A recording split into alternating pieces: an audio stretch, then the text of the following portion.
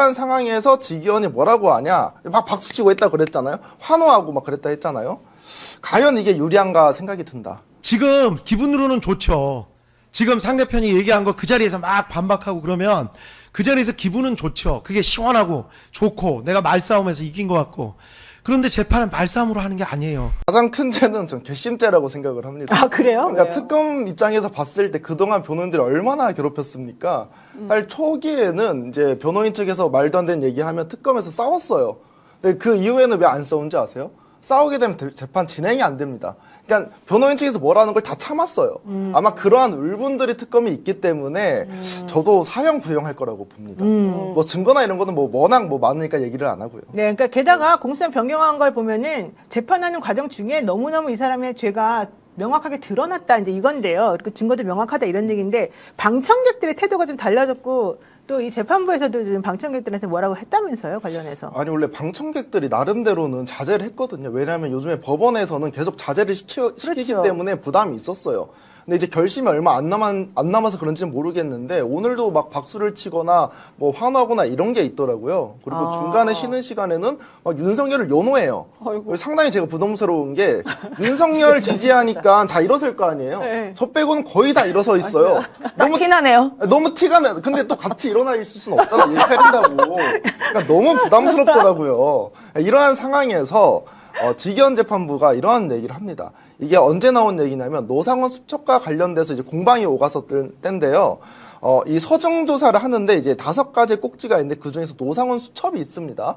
근데 이 노상원 수첩을 준비했을 때 원본이 아니라 이 복사본 이런 거를 가지고 왔나 봐요. 아, 이거는 우리 못한다라고 주장을 하는 겁니다. 변호사 측에서.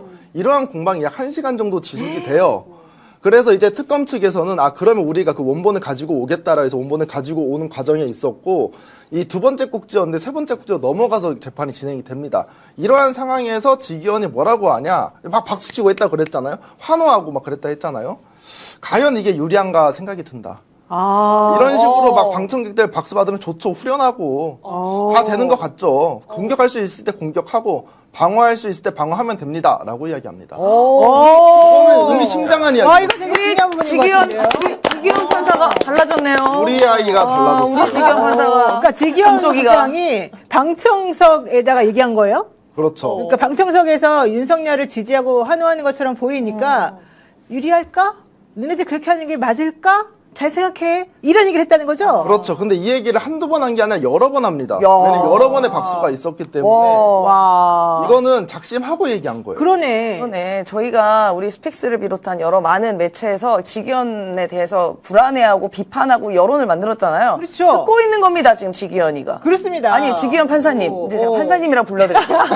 지기현 판사님. 잘하고 계시네요. 네. 알기 위해서 이제 또, 그렇게 네. 바뀌고 있는데 조금 전에 임세현 이제 소장님께서 말씀하셨던 내용에 좀 첨언을 하자면 네. 이게 만약 특검으로 가지 않았잖아요. 어떻게 됐겠습니까? 일반 그러니까요. 사법부에서 조희대 대법원장이 지휘하는 그 사법부에서 이것을 재판하고 또는 그 이전에 수사를 했다 이렇게 상상 한번 해보십시오. 국민들이 재판부 하나하나 일거수일투족에 대해서 시비 걸고 문제 제기하고 아니다라고 하고 그리고 특검 발의할 때 서영교 의원이 자 생중계해야 한다라는 딱 내용을 넣어서 국민들에게 보여준 거.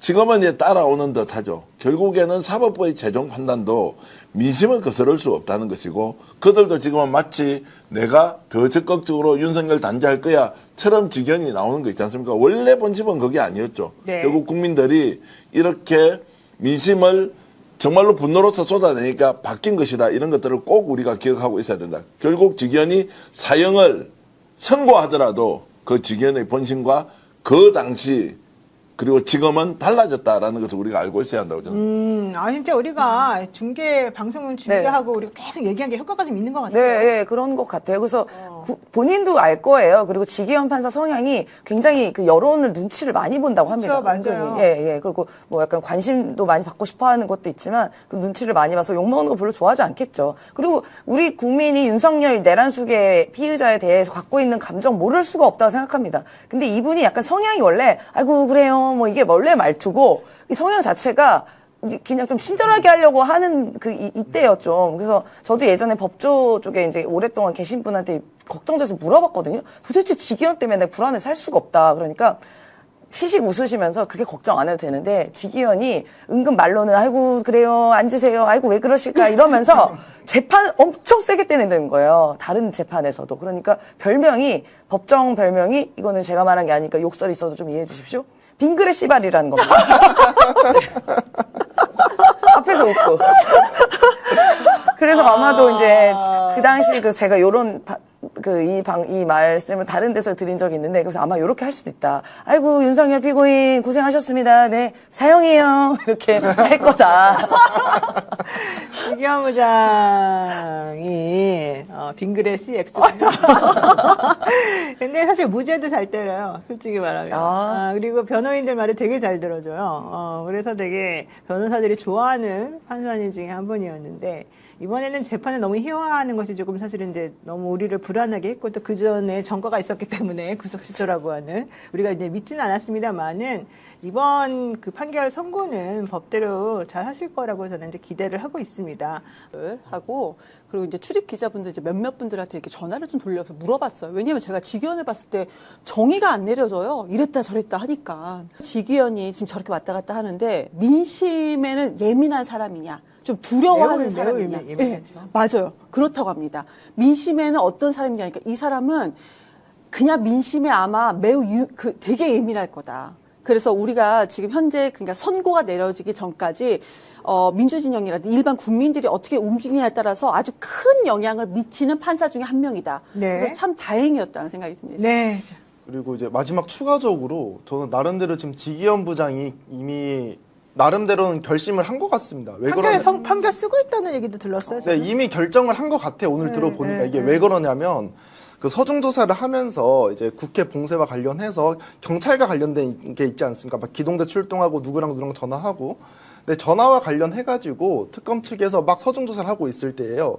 근데 이제 변호사 측에서 이 부분 우리가 동의 안 했기 때문에 이거 여기서 까면 안 된다, 네. 보여주면 안 된다 이렇게 주장을 합니다. 그러니까 지기현 부장이 그거 하지 말라고 그래요. 근데 왜 하지 말라 그러냐?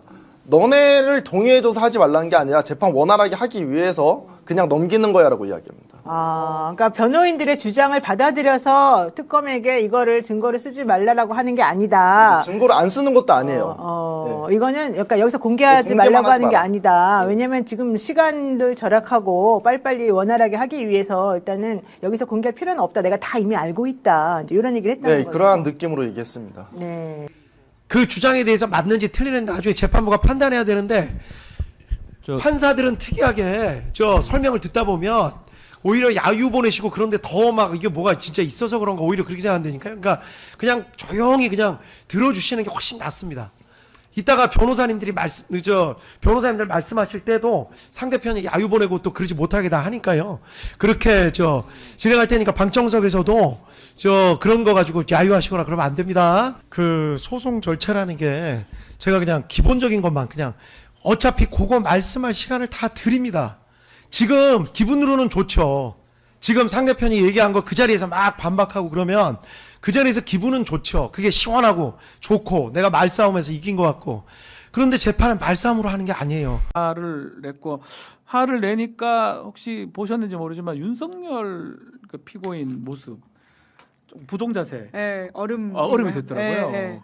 겁을 먹고. 진짜 나 큰일 났구나를 예. 이제 현타가 왔나 보네요. 검사 본인도 뭐 법조인이니까 아마 예, 그런 걸 알 예, 것 예. 같긴 해요. 재판장에 몇 번 가봤으니까. 지기현 또 이제는 좀 바뀌는 건가요? 아니, 그러니까 보십니까? 지기현 지금 제일 잘하시는 부장판사도 분이. 사실은 지기현 부장판사가 엄밀하게 얘기하면 그렇게 절차를 중시하는 분 아닙니까? 그렇죠. 지난번에 구속 취소 결정을 했을 때도 그 절차와 시간을 꼼꼼하게 따진 분인데 이런 상황이었어요. 그러니까 특검 측이 발언하는 과정인데 야, 그 검사는 기본적으로 수사 검사가 아닌데 왜 발언을 하냐? 이런 식으로 이제 변호인단이 말을 하면 안 된다고 계속 딴지를 거니까 지기현 부장이 여러 차례 중재를 했어요. 형식적으로 들어보고 아니면 내가 정리하겠다고 했는데 계속해서 네. 김용현 변호인단이 물불 안 가리고 따지다 보니까 너무나 화가 나서 내가 언제 이런 적 있냐고 하면서 계속 말씀드렸잖아요. 3번이나 말씀드렸잖아요. 제가 변호사님들 말씀 막은 적 있어요? 네. 이러면서 이제 세게 나온 거거든요. 제가 이제 네. 지기현 부장과 20년 지기 예. 20년 넘는가? 야. 2002년부터 봤어요. 20년 넘었네요. 야. 뭐 이 얘기를 뭐 굳이 할 건 없는데 해주세요. 20년 이상 있으면서 뭐 오랫동안 자주 보기도 하고 뭐 사실 이 재판 이후에는 몇 번 보지를 못하고 이런 상황인데 화를 내는 스타일이 아니에요. 그럼 진짜 화가 난 원래 거네요. 진짜 우상. 웃는 상이에요. 아. 제가 지난번에도 얘기를 했지만 그 이제 법무관 훈련을 같이 받았어요. 법무관 훈련 받으면 가장 힘든 훈련 중에 하나가 행군 훈련 한 20시간 막 걸어요. 오, 너무 네. 힘들죠. 50분 걷고 예. 10분 쉬면 이제 10분 동안 다들 막 너무 힘들어서 녹초가 돼 있는데 그리고 100여 명이 우리 동기 이제 법무관 네. 장교 훈련을 받았었는데 10분 동안 앞에서 떠드는 사람 한 명 있고 뒤에서 떠드는 사람 한 명 있었는데 하루 종일 떠들고 노래 부르고 춤추고 성대모사 하는 사람이 있었는데 앞에는 지경이 뒤에는 저였습니다. 두 명이 엄청 떠들어가지고 동기생들이 뭐 기억을 할 거예요. 그래서 저는 지기현 지금 재판장 판사가 전 조금 변호사일 줄 알았거든요. 그러니까요. 판사가 될 줄 잘 몰랐어요. 야. 스타일 자체가 너무 진짜 누가 레크레이션 하던데 진짜 그런 스타일이 맞아요. 근데 문제는 구속 취소 그것도 문제고 저 엄중한 사건에서 자꾸 저렇게 재판 하니까 진행을. 이제 문제긴 한데 자 결과론적인 얘기를 하면 결국은 저는 아주 중한 선고를 할 것이다. 그러니까요. 예. 이렇게 저는 예상을 아니, 해요. 그리고 어제 이제 사실은 제지하는 네. 지기현 부장판사의 워딩 속에서 전 답이 있었다고 어. 봅니다. 기본적으로 그 특검의 수사 결과도 그렇고 우리 국민들이 모두 목도한 게 계엄 선포를 통해서 국회를 봉쇄하고 한 행위들이 네. 결국 민주주의와 자유주의를 지시시킨 행위지 않습니까? 그런데 어제 이런 대화 과정을 보면서 우리 지기현 부장판사님께서 그렇게 상대편 말을 못하게 막느냐. 자유주의와 민주주의 실컷 얘기했잖아요. 이런 얘기를 하면서 너네가 얘기하는 자유주의와 민주주의를 사실상 받아들이기 어렵다 이런 선포를 한 거기 때문에 맞아요. 이게 아마 심증 형성에도 상당한 영향을 주지 않을까 생각을 그러게요. 해봅니다. 꽤 힌트를 주는 스타일인 것 같더라고요. 그래서 지기현 부장이 저 미소 뒤에 감춰져 있는 도끼가 있지 않을까 제가 그냥 그렇게 예측을 하고요. 뭐 웃으면서 저렇게 하는 것 같지만 그는 뭐 본인 스타일이에요. 근데 저는 그걸 저는 엄중한 재판에서 고쳤으면 좋겠지만 유튜브 업계에서 네. 우리가 새설로 하는 반전 시나리오는 네. 좋아. 그러니까 이건 시나리오 그냥 네. 가정이고 상상일 뿐입니다. 네. 기본적으로 조은석 특검이 야 너 제발 무기징역 구형만 해달라. 네, 네. 내가 그냥 사형으로 반전 시나리오 쓴다. 뭐 아, 이런 식의 오히려 지금 내가 그 얘기가- 지금 얘기가 그러니까 네, 이랬죠. 더 네. 세게 올려서 친다. 아. 뭐 이런 식의 그런 세설 같은 경우에도 우리가 얘기가 재밌게 있어요. 하고 있습니다. 예. 굉장히 엄하게 판결할 거다라고 네, 하는 그런 것에 얘기죠. 대한 네. 기대가 크다. 두 분 같은 경우에도 지기현 부장판사가 화낸 모습들 그 내용들 기사 등을 통해 접하셨죠? 진짜 화났구나라는 생각도 들고 화내는 게 좀 어색했구나라는 생각도 들고 마음이 좀 약해져서 그런지 그랬죠. 마지막에는 정리하느라고 행사톤으로 정리하더니 네. 그래서 아유 참 사람이 여러 가지 습관은 안 변하는구나 그런 생각이 드는데 어제 근데 그거를 보고 선고 날짜가 이제 가까워졌구나. 봐주진 않겠구나. 이제 그런 생각이 좀 들었습니다. 아니 근데 내가 그동안 너희들 얘기 다 들어줬잖아. 내가 너희들 말 막았어? 그러니까. 다 들어줬어. 이번에도 그러니까. 그렇게 할 건데 왜 그러는 거야? 그렇지. 내가 선고하는 거에 대해서 난 니들 얘기 다 들어주고 판단한 거니까 나한테 뭐라고 하지 마. 그런 거 빌드업을 쌓아가는 것이 아니냐. 아까 민주주의, 자유주의 실컷 얘기하셨잖아요. 이 얘기가 사실은 계엄이라는 게 자유민주주의를 압제한 폭거 아닙니까? 본인의 본심이 드러난 게 아닌가. 이런 생각이 좀 들었거든요. 일단 세 단어가 생겨. 3세판. 세 번째까지 참아주더라고. 그 다음에 개발에 땀났다. 개발에 이런 땀났다. 속담도 네. 있고. 그 다음에 하고 싶은 것은 오당팔. 이게 무슨 뜻인지 아세요? 오당팔. 오당팔. 오리에 모이는데 당수가 8단이다. 아, 지기현에서 오당팔을 봤다. 그렇지. 옛날에 그런 얘기가 네. 있습니다만은 이 지기현 판사도 주위로부터 수많은 비판을 들었을 거예요. 그리고 내가 이렇게 살다가는 대한민국에 더 이상 살지 못한다. 라는 판단을 했을 겁니다. 그래서 이제는 빌드업하고 있는 거죠. 전두환 노태우가 재판을 받았을 때 전두환이 사형 구형받았고 노태우가 무기징역 구형받았고 그렇습니다. 네. 최종심에 제가 알기로는 그런 무기징역이고 것 같아요. 노태우는 네. 17년형으로 나왔던 걸로 알고 있거든요. 근데 이런 것 같아요. 이번에 윤석열 같은 경우는 두 가지 측면 같아. 윤석열 쪽에서 이야기하는 사상자가 없었다라는 측면이 있는 거고. 근데 반대급부에서는 친위 쿠데타잖아요.